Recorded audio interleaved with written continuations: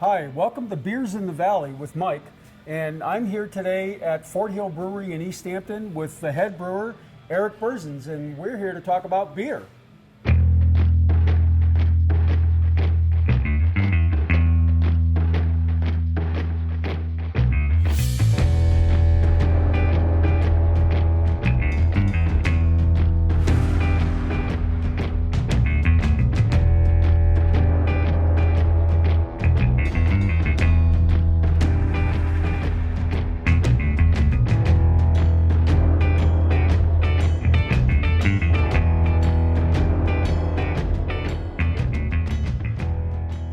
So Eric, there are lots of different kinds of beers. There's ales and pilsners and lagers and flavored beers and the like. What do you make here? Well, here at Fort Hill, we focus on sessionability. We've got a large core of, we've got 11 beers or so on tap. Most of them are pilsners, but we've also recently started brewing easy drinking IPAs and session IPAs. We've got a hop farm out here. We've got 160 organic Cascade hops. Then down the road about a mile, we've got another 500 organic Cascades and about 160 Nugget. And we chopped them down at the end of August and threw them in our Sgt. Pepper's Lonely Hops Club band beer.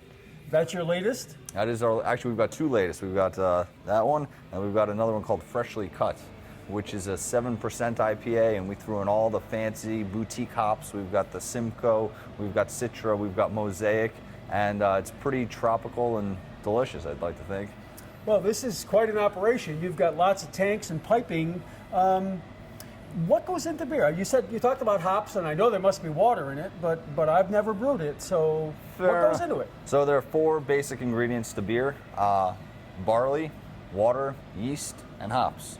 And we chose East Hampton specifically for the water source. It comes from the Barnes Aquifer. It's a large underground aquifer that runs from basically the edge of the Connecticut River all the way towards Westfield.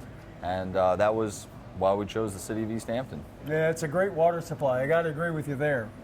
So the small craft brewing industry seems to be bustling. And there's a lot of people involved, and you've got a wonderful facility here, but you're not alone here in the Valley. What's up with that industry? Absolutely not. A stone's throw away. We've got two other breweries in East Hampton, and it actually, I think that having three breweries in East Hampton has actually helped us out during our initial stages of starting a brewery. When we have problems, there are oftentimes we zip down. I visit Sam at New City, and he lets us borrow either a chemical or caps or what have you. So it's pretty convenient having our competition so friendly towards us. And in reality, they're not really competition. The competition really is the larger breweries that go to great lengths to minimize shelf space for the smaller guys, but by no means do I consider the guys down the road our competition. Well, distribution is something that I think you do on your own. Is that how that works? Absolutely, and we are taking an approach just very similar to that of Berkshire Brewing. They've been in business now for 20 years, and they are able to self-distribute their own product in Massachusetts, and they are not dependent on any of the larger distributors to sell their goods. So they've got complete control over the beer from the time they brew it to the time the consumer is drinking it, and that is something that we're striving to do as well. Sure, that must really help with the quality. Absolutely, and there's no middleman, so we talk right to the store owners and the bar owners. So you get a lot of feedback from them. Absolutely. That helps you with your next kind of beer. Absolutely. Great. So Eric, how do you make beer? Well, we make beer in here. But for starters, we've got the hot side of the beer. It's essentially three different processes. We've got the hot side, we've got the cold side, and then we've got packaging. The hot side takes about 8 to 12 hours. The cold side takes between 3 and 2 months, and then the packaging can sometimes last for hours and hours and hours. All right, so we're standing up on the hot side of the process. We'll start at the beginning with our milling over there.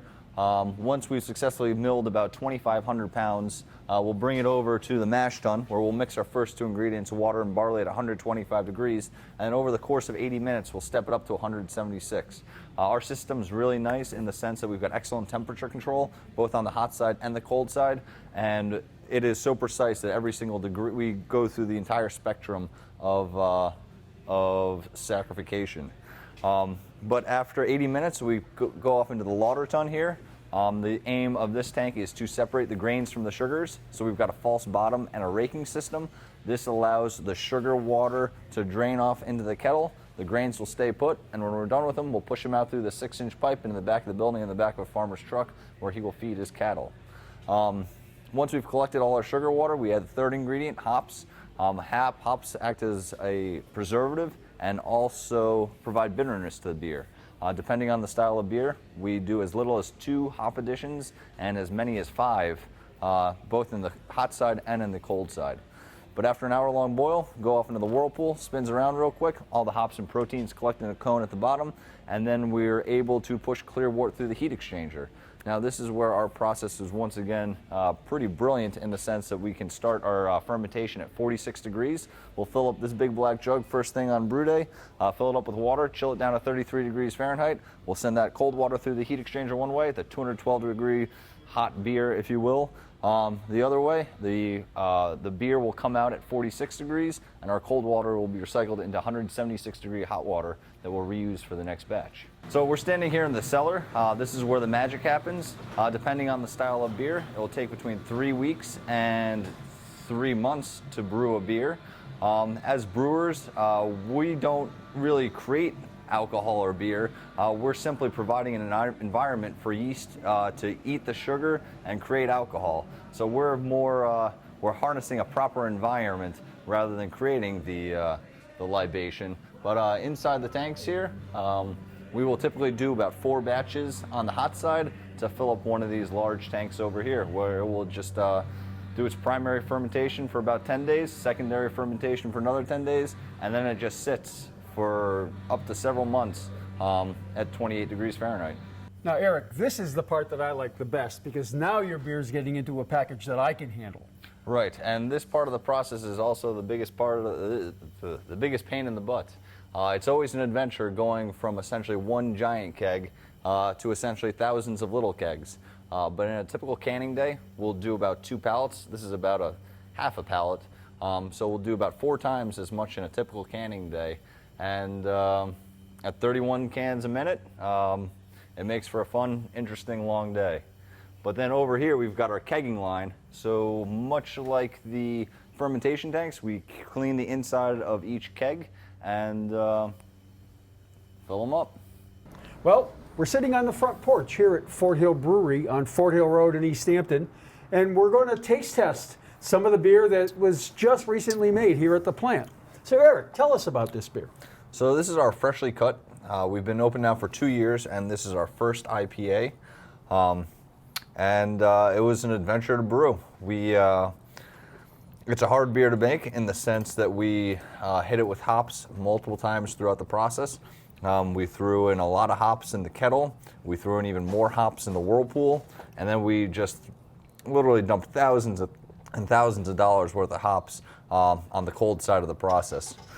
So the goal was juiciness. So we wanted the hop profile, but we weren't necessarily looking for huge amounts of bitterness for a nice sessionable IPA. So you said this was your first India Pale Ale. Correct. What do you usually brew here? We brew a lot of German-style lagers. That is what we've originally. Those are the principles that we founded our brewery on, and with all the learning that we've done with the lagers, I think that we took the same aspects of fermentation and the hot side of the process, and we're able to apply them to this ale, and it came out really delicious. Well, I'm going to try it. It seems pretty tasty to me. I will too. Cheers. I've been drinking it for a couple of weeks now. It is delicious. That's great. So what do you think, Sue? I think it's great. It's nice and hoppy, but it's not too hoppy, and like you said, it's not too bitter either. When you mentioned fruity or juicy sort of taste, is there something in particular that you use to get that taste? That all came from the hops. That's all natural. That's all hop. That's awesome. So, Eric, what are your hours here at the brewery? So we're open Thursdays and Fridays from 4 to 7, Saturdays 2 to 6 or 2 to 8, and then Sundays 2 to 6. And when we're open, we always have some live music. We've got beers. We don't serve food, but we always supply you guys with some pretzels or some nice bar food. So come on out to Fort Hill Brewery. Hours are Thursday to Sunday. It's a great place to be.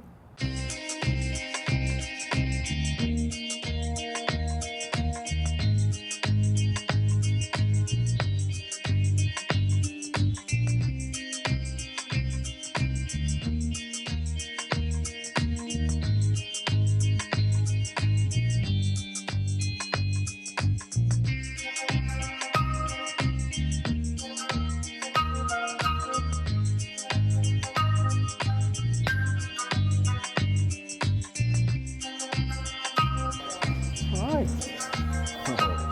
Say hi, boss. What's her name? Odell. Odell. We were thinking about calling her Good Autumn, girl. but she came on the second day of autumn. So one day late, and we threw her in an 8 to make it a little more elegant. Odie the brewery dog.